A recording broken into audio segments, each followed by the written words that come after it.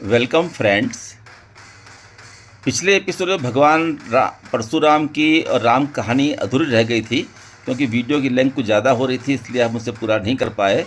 तो इस एपिसोड में हम उसे रिज्यूम कर रहे हैं, तो उसका आनंद लीजिए। पूरे भारतवर्ष का सबसे पुराना राम जी का मंदिर है जो इतना प्राचीन बचा है। 1200 साल पुराना, यानी 1200 साल पुराना मंदिर है। इतना प्राचीन राम जी का एक भी मंदिर पूरे भारतवर्ष में पूजा पाठ करने हालत में बचे नहीं है। यानी इससे भी प्राचीन राम जी के मंदिर थे, परंतु उन मंदिरों को आक्रमणकारियों ने तोड़ा है। कुछ मंदिर स्वयं टूट चुके हैं, कुछ मंदिरों का जीर्णोद्धार यानी रिनोवेशन इतना हुआ है कि वो प्राचीन सा दिखता ही नहीं है। तो राम जी का ही मंदिर, पर इसकी प्राचीनता चली गई है। तो ये एकमात्र मंदिर है जो इतना प्राचीन बचा है। जो मूर्तियों का दर्शन आप कर रहे हैं, राम सीता लक्ष्मण की मूर्तियों, ये मूर्तियां भी 1200 साल पुरानी हैं। ये इमारत जो है ये भी उतना ही पुराना है। यहाँ पर विशेष ये है कि सीता माता राम जी के दाहिने तरफ है। अच्छा, हर जगह राम जी के वामांग यानी बाएं तरफ होती है, यहाँ पर राम जी के दाहिने तरफ है। ये एक बात है। और दूसरी बात है, हनुमान जी की मूर्ति नहीं है। जहाँ भी आप राम जी के दर्शन करेंगे उनके दरबार में नीचे एक मूर्ति हनुमान जी की होती है, यहाँ पर उनकी मूर्ति नहीं है। और सीता लक्ष्मण का स्थान बदला है। तो इसका ऐसा होने का कारण ये है कि इन सबका विवाह संपन्न हुआ था, विवाह यानी शादी हुई थी। ये सारे लोग विवाह करके मिथिलापुर से अयोध्या जा रहे थे। तब रास्ते में परशुराम आते हैं जो राम जी के प्राचीन पूर्वावतार है। तो वो जो परशुराम जी थे वो सारे दुष्ट क्षत्रियों का वध कर रहे थे, उनको वो मार रहे थे। जब वो राम के बारे में सुनते हैं कि इसने शिव जी का धनुष तोड़ दिया है, तो ये सुनकर परशुराम क्रोधित हो जाते। और उनका गुस्से करने का भी कारण ये है कि अगर ये आज शक्ति का दुरुपयोग करके पूज्य वस्तु को तोड़ रहा है, तो अगर इसके हाथ में अधिकार आएगा वो भी चक्रवर्ती साम्राज्य का अधिकारी बनेगा। तो इतना बड़ा साम्राज्य का अधिकार के मिलते ही ये जिसने आज शक्ति का दुरुपयोग करने लगा है, तो ये अधिकार के मिलते ही उसका भी दुरुपयोग करेगा। तो ये दुष्ट है, इसको जीवित नहीं रखना है।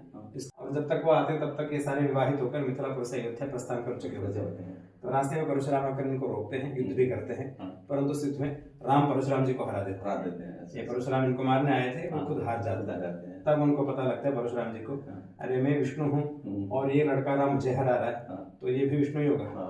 तो ये आज विष्णु का ही रूप है जो क्षत्रिय बनकर आया है। तो क्षत्रियों को हम क्यों वध करें, हम क्यों उनकी हत्या करें।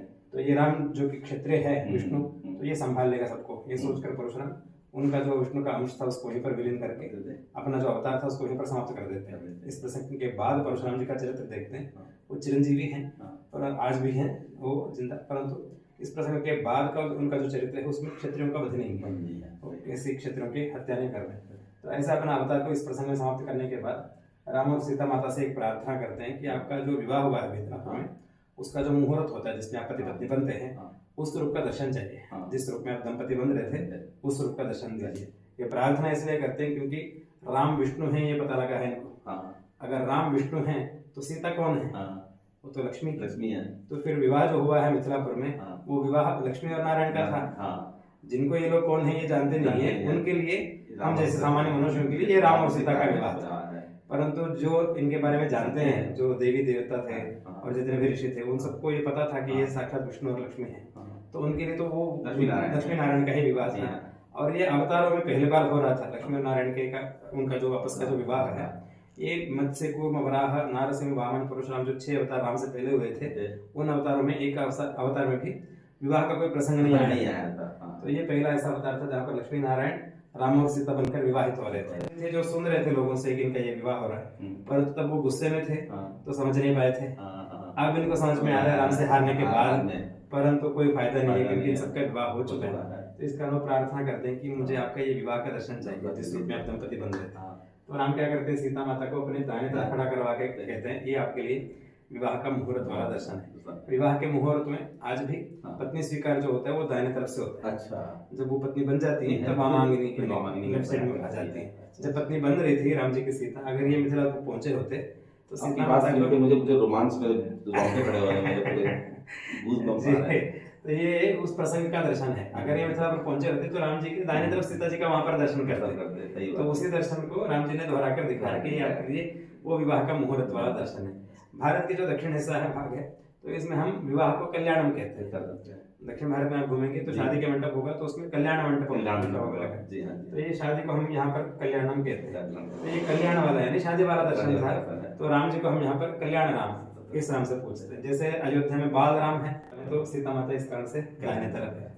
ये जब प्रसंग हो रहा था रामायण में, इस प्रसंग में अभी हनुमान जी नहीं थे, हाँ क्योंकि ये सारे अभी विवाह करके मिथिलापुर से अयोध्या जा रहे थे, आए रास्ते में आए ही थे। रहते। अभी ये लोग अयोध्या में पहुंचे नहीं थे, तो राम जी को राजा बनाएंगे, उसी दिन वो वनवास का आदेश होगा और ये लोग वनवास जाएंगे, वहां सीता का अपहरण, ये सब कुछ हुआ नहीं था। तो हनुमान जी आए नहीं थे, तो उनकी मूर्ति नहीं है। परंतु राम जी के दरबार में अगर हनुमान जी नहीं होंगे तो इनकी पूजा नहीं होती है। अच्छा, राम जी का जो परिवार है उसका ये नियम है हाँ। कि जब तक आप हनुमान जी को नहीं पूजेंगे तब तक ये तीनों पूजा स्वीकार नहीं करेंगे। तो इस कारण पूजा में सुविधा होने के लिए राम जी के चरणों में, तो अगर मूर्ति बनाते तो कथा से विरोध होता है, सही बात। अगर इनको हटाते तो समस्या होती है पूजा में, तो इस कारण पूजा में भी सुविधा होने को और कथा से विरोध ना।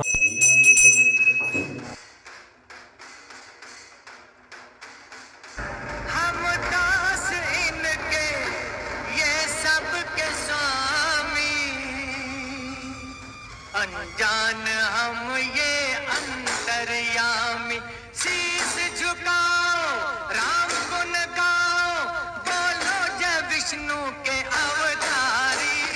राम जी की निकली सवारी, राम जी की लीला है न्यारी। राम जी की निकली सवारी, राम जी की लीला है न्यारी। एक तरफ लक्ष्मण एक तरफ सीता, बीच में जगत के पालनहारी। राम जी की निकली सवारी, राम जी की लीला